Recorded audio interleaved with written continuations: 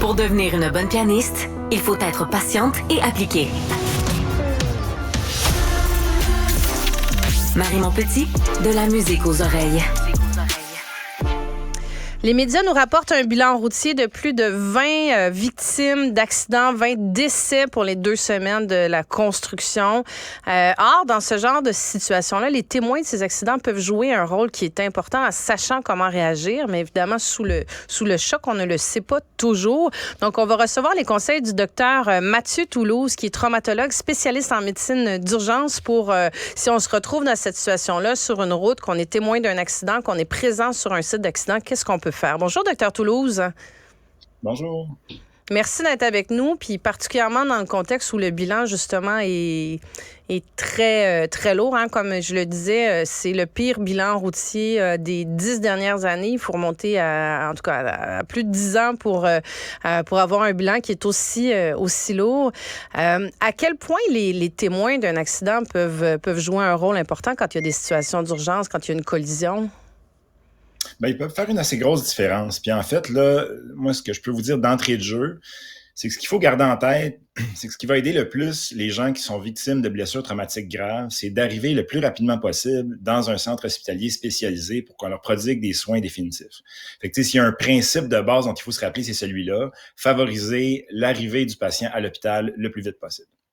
Donc, ne pas nuire, j'imagine, au niveau de la circulation, au niveau du déplacement d'une ambulance qui viendrait. Ça, j'imagine que c'est à ça que vous faites référence, entre autres, là. Ben, tu sais, comme je disais, là, c'est juste que c'est la chose qui fait la plus grosse différence. La littérature qui nous prouve que c'est vrai que de être ramené à l'hôpital le plus vite possible, c'est ça qui change quelque chose. Mais on peut être un peu plus systématique, si vous voulez, dans les recommandations. Puis la première chose à laquelle il faut penser quand on est victime d'un accident, que ce soit un accident de la route ou autre, c'est de s'assurer que sa propre sécurité n'est pas en jeu. Hein.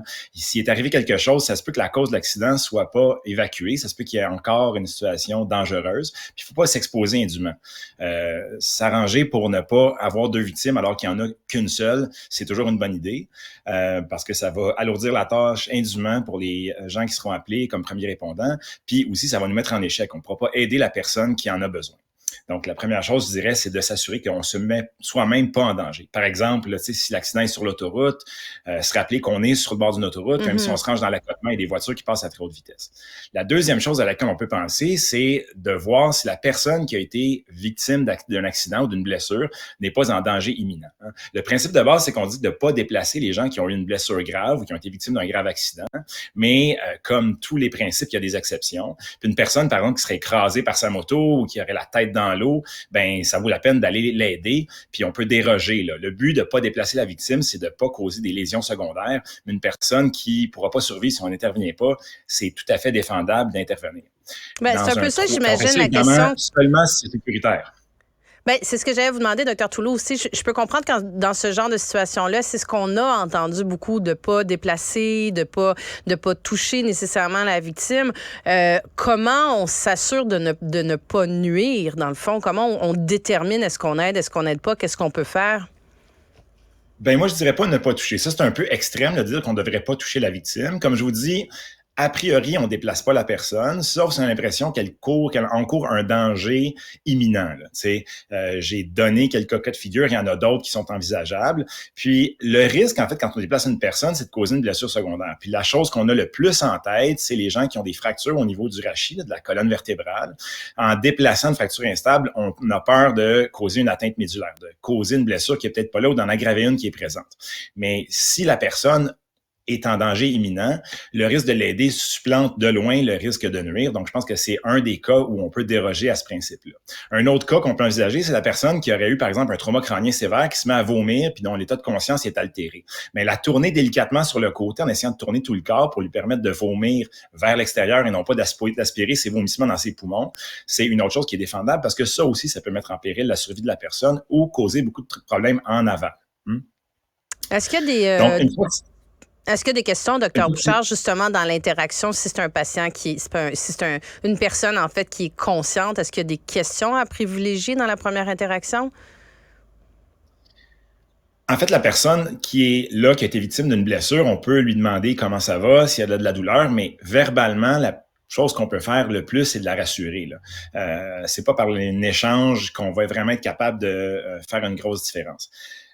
On parlait de ce qu'on peut faire pour les aider. Tu sais, je vous ai dit d'assurer votre sécurité, d'assurer la sécurité du patient, d'assurer qu'il n'y a pas de danger imminent. La prochaine étape, évidemment, c'est d'appeler le 911. Donc, appeler rapidement, comme je l'ai dit d'entrée de jeu, pour que les premiers répondants arrivent le plus rapidement possible. Une autre chose qu'on peut faire, c'est que quand on regarde les causes de décès évitables en trauma, le saignement arrive très haut sur la liste.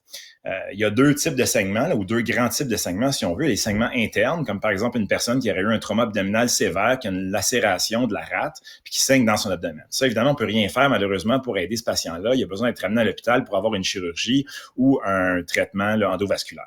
Par contre, si la personne saigne vers l'extérieur, ben il y a des choses qu'on peut faire.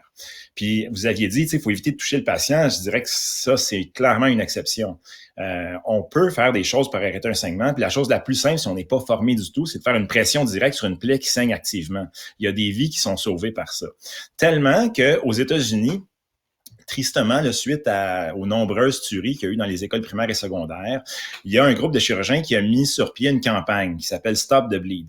Puis en fait, c'est spécifiquement après la tuerie de Sandy Hook au Connecticut que ça a été élaboré, cette affaire-là. Puis c'est un cours assez sommaire qui enseigne aux gens comment arrêter un saignement.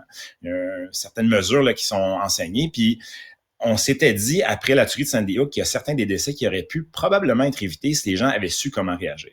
Évidemment, là, à la radio, je ne pourrais pas donner le laïus de ce cours-là, mais de façon très simple et accessible à tous, on peut dire que si jamais la personne a l'air d'être en train de s'exsanguiner sur une blessure vasculaire d'une jambe, par exemple, ben de prendre un morceau de tissu puis de faire une compression directe sur le saignement, ça peut vraiment faire une différence. Puis c'est une intervention qui est à la portée de tous.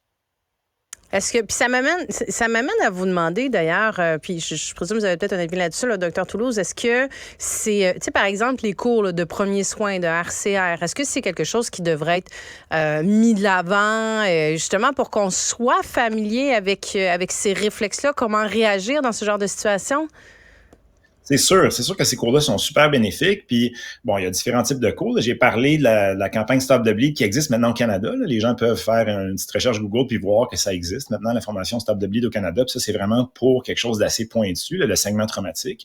Sinon, les cours de premiers répondants dans l'ambulance Saint-Jean sont très bons aussi, puis vont donner des bons réflexes, puis des réflexes qui sont applicables en situation de trauma aussi, puis vont familiariser les gens aussi avec la situation d'urgence, là, parce que, tu sais, on se demande souvent comment on va réagir quand on est confronté à ce genre de ça, puis certaines personnes tétanisent. Puis c'est correct, là. Ça, c'est tout à fait admissible, acceptable, compréhensible. Puis on s'attend pas nécessairement à ce que tout le monde ait l'aplomb d'aller vers la personne, d'aller faire des interventions. Puis si les gens sont pas capables de faire ça, c'est correct aussi.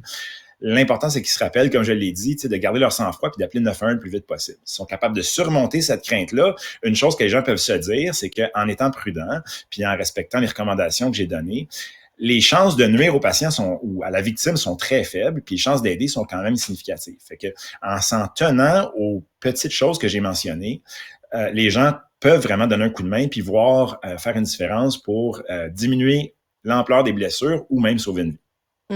En terminant, Dr Bouchard, Dr Toulouse, pardon, est-ce que, j'aimerais aussi savoir, justement, là, on voit que le bilan routier est très important, là, malheureusement, pour les 2 semaines de la construction. Quand vous recevez, vous, un patient qui arrive, là, vous mentionnez, bon, ce qui est le plus important, c'est qu'il se rende le plus rapidement dans un centre qui est dédié, qui va pouvoir prendre en charge le patient. Est-ce que vous avez une idée à l'urgence en traumatologie de ce qui arrive? Est-ce que vous avez est-ce qu'on est-ce qu'on vous appelle un peu, on vous fait un petit peu un préavis de ce qui va arriver comme titre d'accidenté? Oui, bien ça, c'est extraordinaire. On a travaillé il y a quelques années avec les gens qui s'occupent des soins préhospitaliers pour les sensibiliser à l'utilité de ce transfert d'informations-là. Puis maintenant, ça se fait de façon systématique.